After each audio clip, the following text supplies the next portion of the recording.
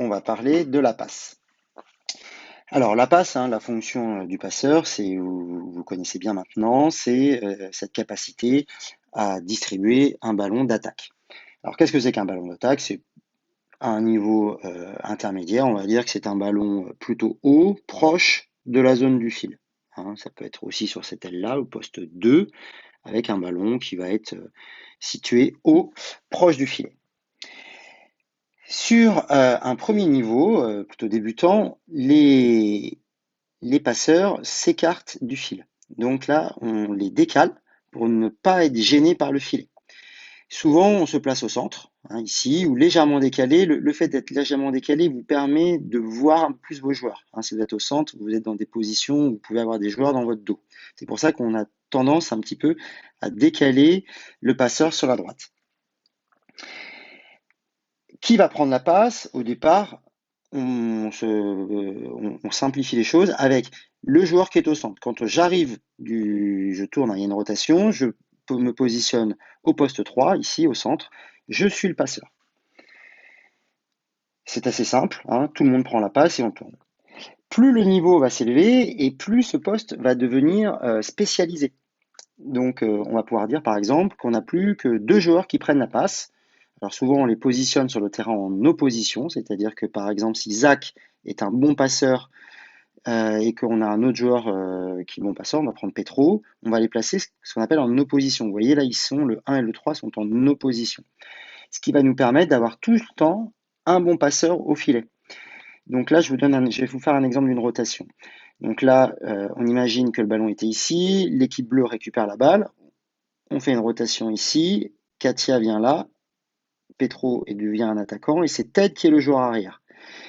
Et bien là, on conserve comme passeur Zach, qui est ici. Donc la passe va être prise un peu plus à droite. Hein. Katia, elle, va basculer là, ici. On pourra faire attaquer Katia sur une passe au centre, par exemple, mais c'est Zach qui va prendre la passe. Je fais tourner encore d'une rotation. Donc, vous vous souvenez que donc, Katia était ici, elle bascule là, voilà, tac, tac. Donc là, je suis bien. Donc là, je me retrouve à nouveau avec Petro enfin Petro, pas à nouveau d'ailleurs, hein, je me retrouve avec Petro passeur qui était en opposition avec Zach. C'est lui qui prend la passe. Sur la rotation d'après, on se retrouve avec la même chose, tac, tac, avec Petro qui va prendre la passe ici. D'accord? Donc ces organisations nous permettent d'avoir toujours un passeur. À haut niveau, enfin au haut niveau, disons qu'au niveau compétition, on a un seul passeur sur le terrain. Et on joue avec ce qu'on appelle un passeur pénétrant. Je vous en ai parlé dans les vidéos précédentes, donc je ne vais pas revenir dessus. Je vais juste voilà, vous montrer, mais vraiment très très rapidement, ce que c'est que le passeur pénétrant. Donc là, lorsque Petro est arrière, hein, il est ici, et c'est lui qui vient prendre la passe de l'arrière. Quand il est au poste 2, bah, il vient ici. Quand il est au poste 4, il vient pénétrer par ici. Donc, et on a un poste spécifique. Il faut se dire que le passeur, c'est vraiment le chef d'orchestre. Hein. C'est lui qui organise le jeu. Il a un choix très important. C'est vraiment la fonction la plus importante sur le terrain. C'est un joueur qui va décider de ses attaquants, hein, qui va décider est-ce qu'il va faire attaquer Ted, est-ce qu'il va faire attaquer Katia. Les choix sont multiples en fonction de quoi? Bien en fonction déjà du degré de compétence hein, des attaquants. En fonction des points dans la partie, lorsque les points deviennent très serrés en fin de set, on va plutôt aller faire attaquer des attaquants qui sont vraiment très fiables, hein, qui ont des statistiques très performantes. Il faut se dire que c'est un véritable rapport de force qui s'établit entre le contre et le passeur, hein, sachant que lui, le passeur, va véritablement essayer de faire peser le maximum de pression sur le contre. Alors, la première chose, la pression, elle va être mise sur le déplacement du contreur. Donc là, on part du principe qu'on a une belle réception sur Zach, on a une réception favorable. Le passeur va essayer de déplacer au maximum le contreur, en jouant notamment sur les ailes.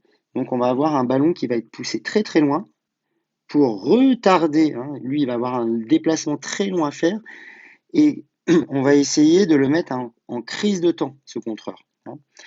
L'idéal étant pour Katia d'attaquer avec un contreur qui est encore positionné ici ou même en déséquilibre, un contreur qui est emporté par son élan et qui ne peut pas, enfin, qui ne peut pas se placer idéalement. Donc Katia va être dans une position très favorable. Vous avez la même chose sur le poste 2, hein. Donc ici, là, on a le contreur qui est ici. Si c'est tête qui vient attaquer sur une passe arrière, pareil, on va vraiment rapprocher le ballon près des mires pour que le 3 ici soit vraiment déplacé. À haut niveau, vous voyez que le passeur ajoute une autre composante, c'est la rapidité du ballon.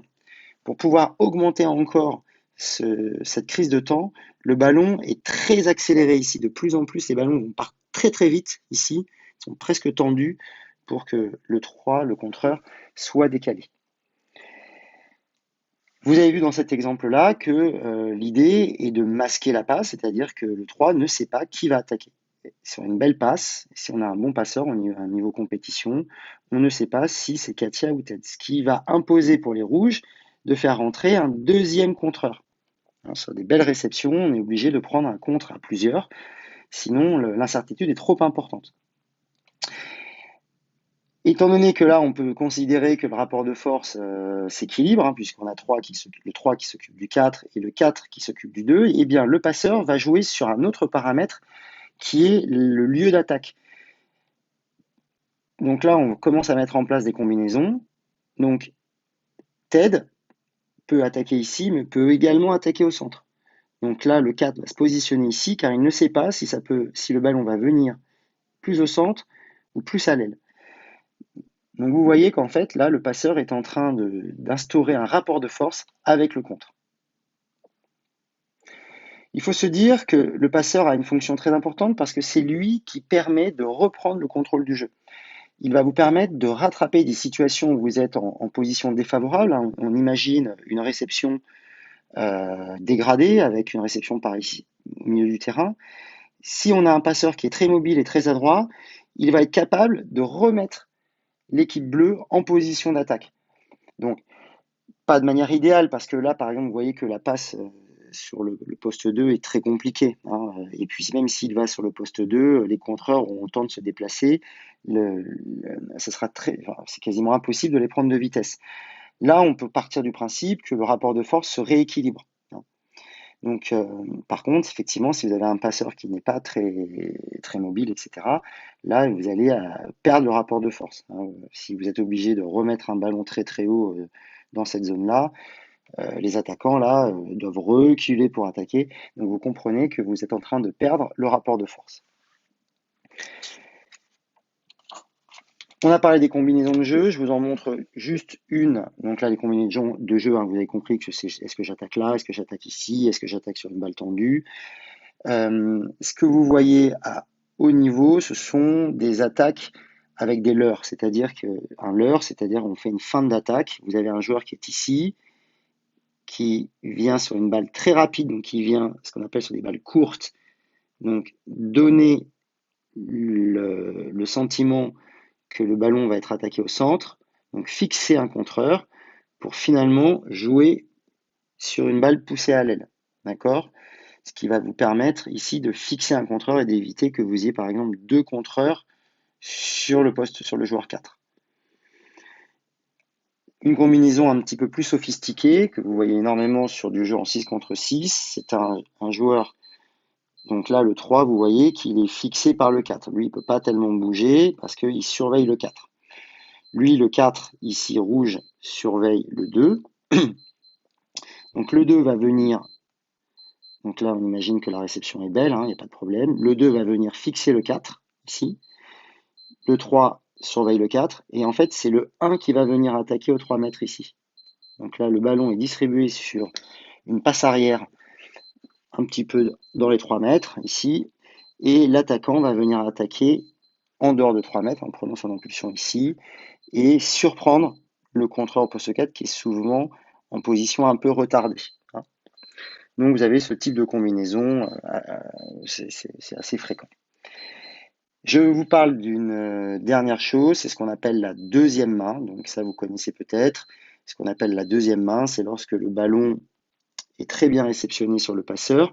Donc plus le niveau s'élève et plus le passeur va venir se coller au filet pour éventuellement attaquer directement sur la balle qui lui est transmise proche du fil, hein. Si le 4 n'est pas vigilant et est déjà en train de se positionner, par exemple, pour prendre TED, s'il a été libéré, là, il se retrouve dans une position d'attaquant, il peut attaquer directement. Donc c'est pour ça que les contreurs, sur des niveaux expérimentés, sont obligés de couvrir le passeur. Donc, vraiment, s'il y a un point très vraiment essentiel, retenez que c'est véritablement le joueur le plus tactique. Tous les ballons transitent par lui. Il a cette capacité à reprendre le jeu à son compte et à faire basculer le rapport de force en sa faveur, avec toujours cette idée de mettre le maximum de pression sur le contre adverse. Voilà.